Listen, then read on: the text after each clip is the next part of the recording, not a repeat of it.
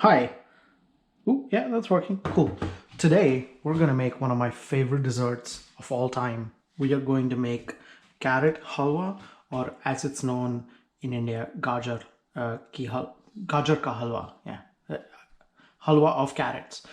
Halwa is basically a pudding. It's a bit like a rice pudding, but instead of rice, we're going to use carrots, which explains if you see bits of carrots everywhere, because I'm going to go over the ingredients. This is basically a crap ton of carrot. The metrically, the way to describe this in numbers, this is about 650, 700 grams of carrots. What I did was I took a kilo bag of carrots, I chopped off the ends, I skinned them, and that leaves about 650 grams of carrots. You're basically going to use the same amount of carrots and the same amount of milk. I say same, similar is fine. I'm probably going to end up using like the whole liter of milk here. Other ingredients, a bunch of chopped nuts and raisins. This is just a handful of cashews and a handful of almonds and a handful of raisins. This is some cardamom powder. This is fresh. It's about 12 cardamom pods. Green cardamom pods are fine. I've got a bit of ghee. This is around 3 to 4 tablespoons of ghee, which is perfect for what I need. I've got some rose petals and I've got some saffron. This is totally optional. I'm just doing this to kind of notch it up a little bit. And I've got a bit of sugar as well. We're going to need about 10 to 12 tablespoons of sugar, depending on like your sweet tooth. I'm going to try and make this pretty sweet, so that's how much I'm going to use. This is an incredibly slow recipe. So what we're going to do is we're going to first bring this pot up to temperature. When we bring this pot up to temperature, we're going to go in with the carrot and the milk, and then we're going to basically bring that up to a boil, then pull the temperature down to a simmer, and let that go for like 30 to 45 minutes till it reduces by about 75%. There's going to be a lot of breaks in this recipe, so I'm going to apologize for that in advance, but it's going to be a lot of fun, especially because it's going to be delicious. That's why it's going to be fun. Where's my thing? Where's the thing? There's my thing. Cool. So I'm just going to wait for this to kind of come up a little bit. You can grate it, you can chop it. I like it grated because the strands are light and it gives the halwa like a nice stringy thing happening. You can use a food processor. This took me about 30 minutes to grate altogether because I'm pretty slow at grating and I didn't want to cut my fingers. So, you know, up to you how you want to do that part.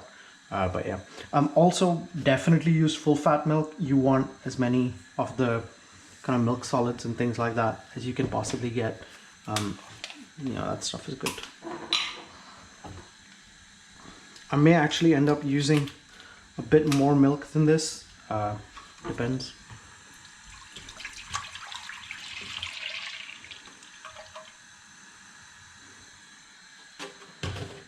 This doesn't really work very well with like plant-based milk.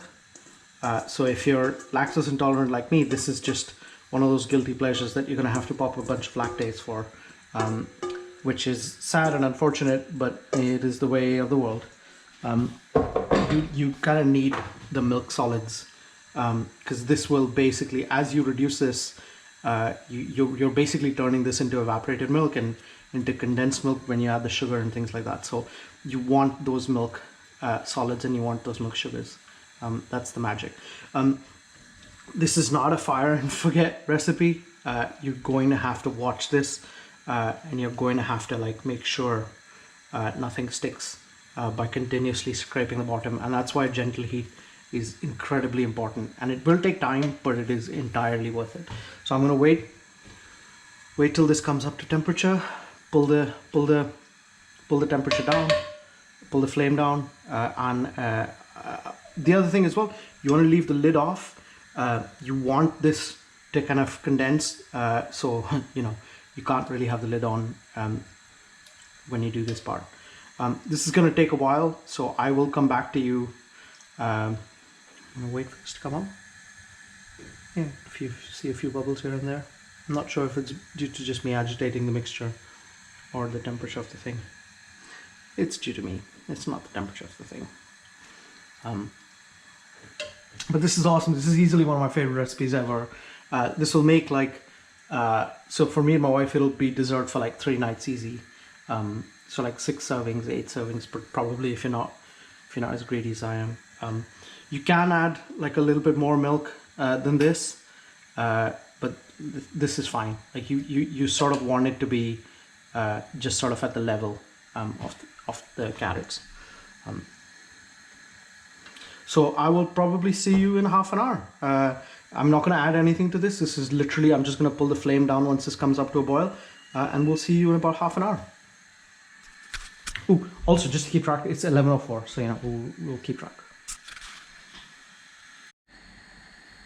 Hi, just really quickly, I wanted to show you something. It's still just 11:11, so it's only been 5 minutes. I haven't pulled the flame down just yet because this thing has not yet started coming up to the boil. Just a quick thing I wanted to show you was, as you cook this, you're gonna have like loads of bits sticking to the pan, which you definitely want to kind of get in to the, if you just wet your spatula a little bit and then get it in, because those are the bits that are like really absolutely delicious. And if you're using carrots that are in season, which I'm not really sure what the season of carrots is, it's going to work out really well for you. So a couple of good things about what I've done here. One is get yourself a silicone spatula with like a flat bit. I think this one is from Oxo. It was like a $10 on Amazon. And use a pan that's easy to scrape off of. I'm using a simple ceramic kind of Dutch oven from One Chef, which was pretty cheap. This is not the Le Creuset one. So as you can see, this is coming up to the boil. So I'm going to pull down the flame and I'm just going to kind of watch this every couple of minutes and keep scraping the sides and bottom down for about a half hour till this reduces by about 75%. And I will see you then. Hi. So it is now 12:18, which means we are an hour later as opposed to 30 minutes, because this was a lot slower than I was originally estimating. And we're now down to, I would say, probably 60%, or we're down to 40% of the liquid that we had when we started this process, which is, we would like to kind of go a bit more drier than this, but I am adding saffron and I want it to bloom a little bit before it gets like its own kind of thing going. So this is exactly where you want it to be. I've scraped off all the sides as best as I can. This, by the way, is just from the carrots. The bottoms, there's nothing, sort of no milk solids at the bottom, which is definitely where you want it to be. And that's partly why a slow flame is really good for this, right? Because on a higher flame, you're going to burn quite quickly. So the slower the flame, the more the chance this is going to be absolutely delicious. So what happens next? What happens next is I'm going to add my kind of 4 tablespoons of ghee to this. That's 1, 2, 3, and 4. I'll put that in there. And with my 4 tablespoons of ghee, I'm going to add in my cardamom powder.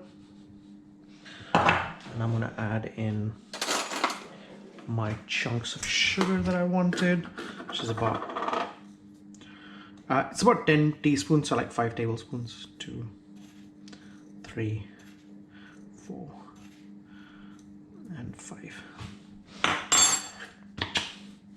And with that, I'm going to also add in my saffron.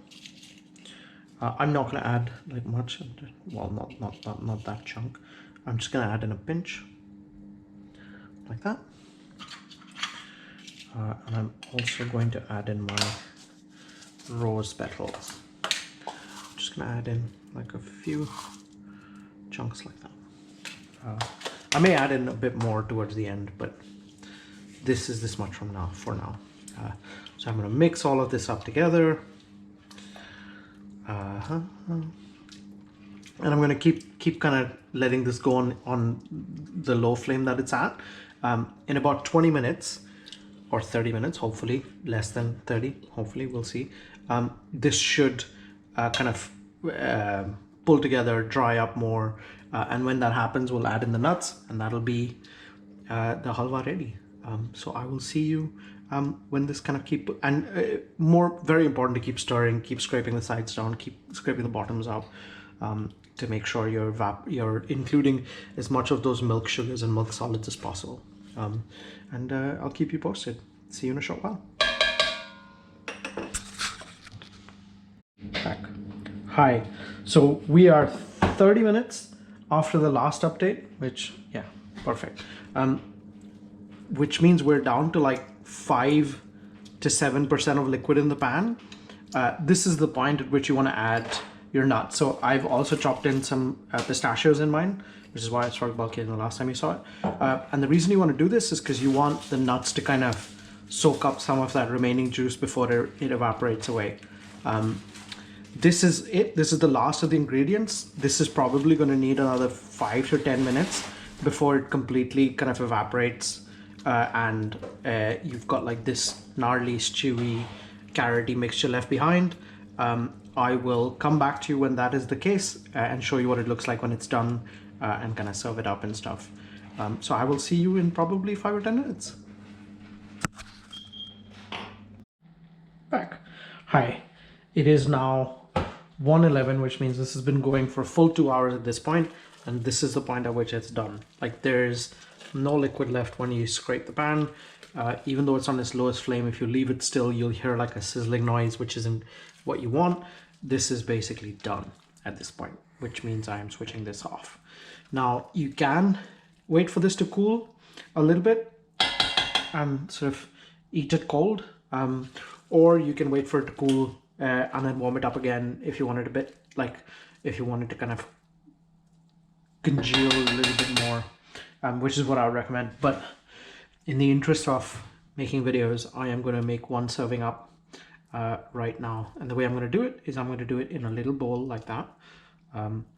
Very similar to what I do when I do rice. Just kind of get it in a little bit of a bowl situation. Pack it in a little bit, you know, make sure it's in there properly. Get a plate, or you can use a different bowl if you want. I'm going to use a plate just because it makes this process a little bit easier. Ooh. And hope that it comes out. No, it doesn't. That's all right. And that's why my channel is better than the others, because we do it all real, don't we? Yeah. I'll probably try again when that cools down, but this, dressed with a little fresh nut situation, is your halwa done. And this is honestly the most delicious dessert you can possibly make. Like, that saffron, that rose, that cardamom is going to make a massive, massive flavor bomb in there. I wish you could smell this. This is amazing. So this is now done. Have a nice day.